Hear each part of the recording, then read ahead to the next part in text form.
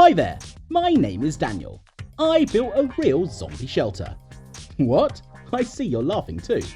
Yeah, you're not the only one. The whole school laughed at me. Every single... Hey Dan, what are you doing dragging those boards out again? Oh, I heard he's building a zombie shelter.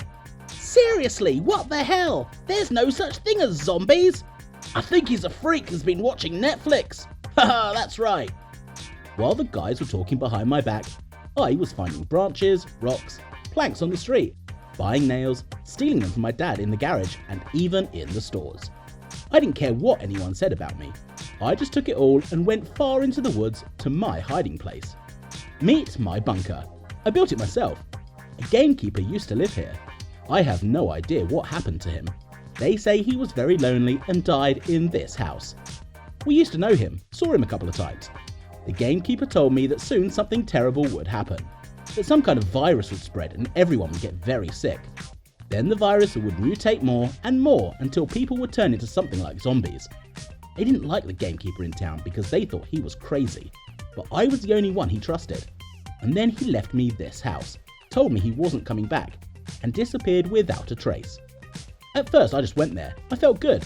The house was old but no one knew about it. I often hid there from the outside world. It's hard to live in a society where you are constantly rejected.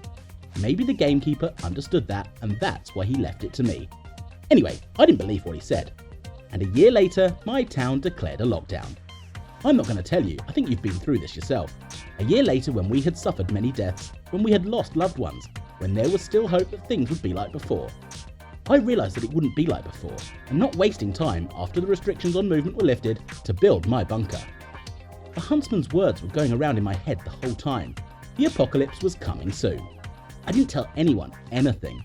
I was just preparing a place to live, as long as they kept laughing at me. That day, I just sat in my last class and looked at the clock. The teacher came out and the guys decided to get to me. Hey Dan, what's up? We heard you were still hauling boards. None of your business. Oh, how rude. Are you aware that the house doesn't belong to you? Legally, it's not yours. My dad told me. He's a lawyer. I was given it as a gift. Haha, did you guys hear that? You killed him yourself, that gamekeeper, didn't you? What did you do with his body? You keep it for yourself? Maybe it's in your fridge. Shut up, Jordan.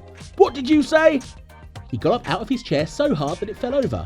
I put my head down, looking at the table. Jordan walked over to me. No one dares to be rude to me. Do you even know who my father is? You said, he's a lawyer. That's right, he'll get me off any way he can.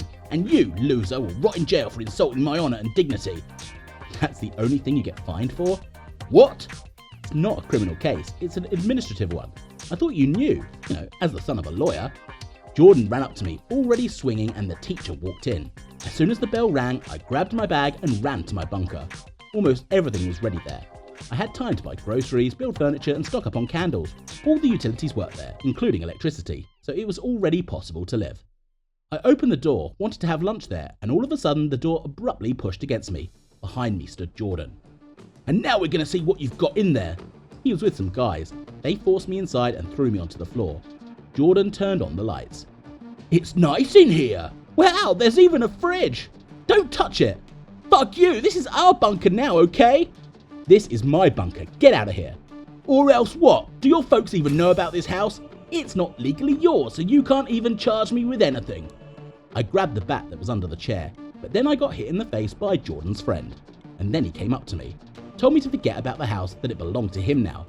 I freaked out, punched him in the face with all my might, and Jordan flew back onto the table, where there was a whole box of medicine cabinet. It fell to the floor and the expensive medicine shattered. No! I shouted, and Jordan showed his boys his head. I was twisted and held, and Jordan and 3 others started walking all over the house, going through things and breaking things. Forget it, I don't need this stuff, but you hit me. I don't forgive that. I changed my mind. I'm not going to take the house, but I'm going to destroy everything.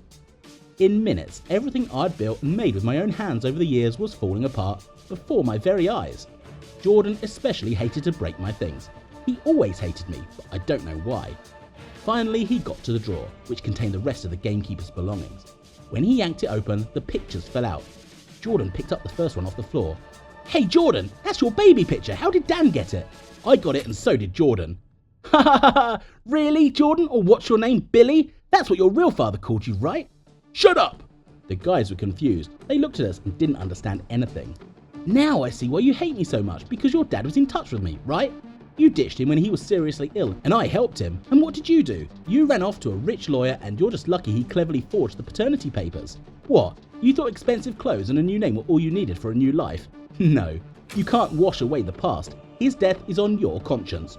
Shut up! He ran up to me and came at me again, sat on top of me and started beating me, screaming at me to shut my mouth. I didn't know he was his son myself, so it was a surprise to me too. But now everyone would know about it. Too many friends he brought into my house. I lay there laughing while he beat me, calling me names, insulting me. Suddenly we heard a loud, thunderous noise. Bam! Boom! The sound came from the street. I immediately threw Jordan off and ran up to the special little window. What's out there? Something's going on. And then there was that boom sound again. It was so loud it made my ears pop a little. And I could see through the window, the ground shaking. Books were falling off the shelves and the whole house was shaking. And in the woods, tree after tree folded like dominoes. Watch out! A tree was falling on our house. Bam! We covered our hands with our heads and hit the floor. My house held up. What's going on? What's going on? What's going over there? The kids cried. I think it's the military. They're doing something. What exactly? I don't know, but I read about it. Apparently there's a minefield in the area. And you're just talking about it now? I'm not sure, but judging from the explosions and the way the trees are breaking, what are we supposed to do? We can't go out. We might get blown up. Just sit here. Explosion after explosion. 2 more trees fell on the house, but the roof was intact.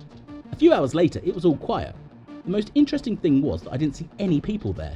No one was there. The phones didn't work. There was no communication. The guys weren't jokingly crying frightened. Jordan blamed me for everything, said I was the reason they were here. I let him know with one look that he had brought them all here, and he shut up. Towards midnight, I somehow opened the door and started checking the ground, throwing dishes in there. It was all clear. We grabbed flashlights and food and headed towards the exit of the woods. But as we entered the city, we were numb. Almost the entire city was destroyed. Buildings, roads, cars dumped in the middle of the road. Not a single soul. Telephones didn't work. Planes were flying around, which we were hiding from. Here comes the apocalypse. It's here.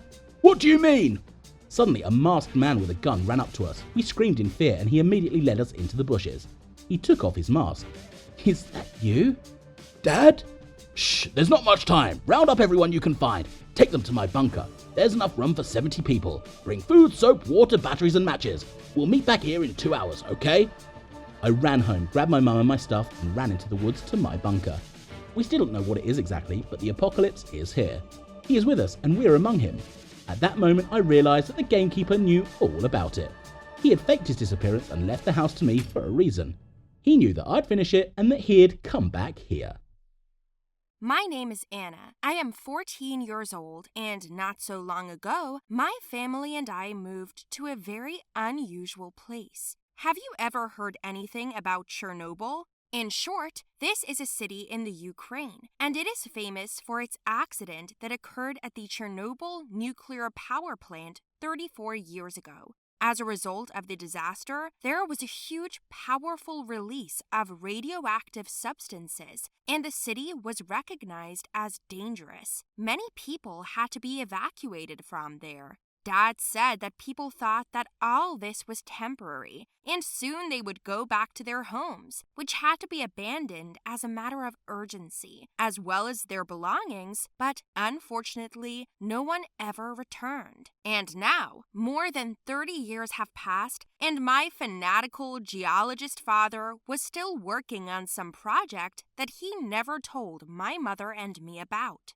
One day, he came home from work and told my mother and I to pack our things. To our questioning look, he only replied that we are moving to Chernobyl. I didn't want this, and neither did my mother, but we both didn't dare say something in spite of my father, because he was a very strict man. Personally, I was always afraid of him. I don't know about my mother. I loved our little house because that's where I was born and raised. I had friends at school and on the street. I liked to go to school, come home after school, eat something delicious, and run outside. I usually did my homework with my mother in the evenings. We hardly saw my father because he was always busy at work. Well, my mother and I were fine with that. When he was at home, we felt tense. I was even afraid to leave the room. In general, my dad is not bad, just did not communicate much with us, and often scolded me or did not pay any attention to me at all. That is why, when he said we were moving, my mother and I kept our indignation and protests to ourselves. Mom silently got up and went to pack her things, and I went to get mine. We left the next morning and took few suitcases with us. We arrived at the place in 3 to 4 days, and it was a terrible road. My father was silent all the way, and my mother and I didn't really talk. We were allowed in with special passes. When we arrived at the place, a sad picture opened up in front of me. In this city, in my city, there were much fewer people. Yes, people still lived there, and there are even working shops, but most of the territory is empty. The houses are very old and ugly. Many of the courtyards have long been overgrown with grass. I was afraid to enter the city. What if we get infected with radiation there? And then what happens? Will I start glowing at night? Or what if I grow a third hand? But my father said it was important to his work, so it wasn't discussed. We were given an apartment in an even more depressing area, where there were no children, no playgrounds, not really anything at all. We went to the apartment and nothing seemed to have changed since the accident. I wanted to cry. My mother and I were left to clean up and sort things out, and my father said it was necessary for him to leave, without even saying where. We scrubbed the apartment for about 4 or 5 hours. All this time, my mother asked me how I was feeling. She was worried about me, but I didn't want to upset her, so I said that everything was fine. In the evening, after dinner, my mother and I decided to take a walk around the area. When we went outside, we saw 2 people. They were also going somewhere. They looked at us and passed us, guns in their hands. It's probably normal to go armed here. After walking around the courtyard, we found a lot of interesting toys and even equipment on the ground. I really wanted to touch something or take it for myself, but my mother wouldn't let me. I asked what would happen to us now, but she said she hoped for the best. Then I saw the children's slides and I wanted a ride. I sat down and went down. I was having fun. The third time, I suddenly heard a terrible roar, and a dog was running at me. She barked and growled horribly, looked at me, and foamed at the mouth. I was going down the hill right into her mouth, and I couldn't slow down. At that moment, my mother rushed towards us, but she was too far away. I already thought I'd lose my head. Suddenly, there was a shot in the air. When I opened my eyes, I saw that the dog was lying dead, and not far away were those men with guns who passed us. This isn't an amusement park. We advise you not to leave the house, but rather to go far away and forever, they told us. My mother grabbed my arm. I thanked them and we ran home. In the evening, my mother began to cry, saying that we would not live like this for long. When my father came home, she first raised the question of whether to leave. Dad didn't like it. He got so tense right away, and I jumped in. I told him that I was almost eaten by a dog, so my father stopped talking and then told us to keep our heads down and go to bed. At this point, I realized that this is for a long time, so I decided to adapt and find ways to survive here.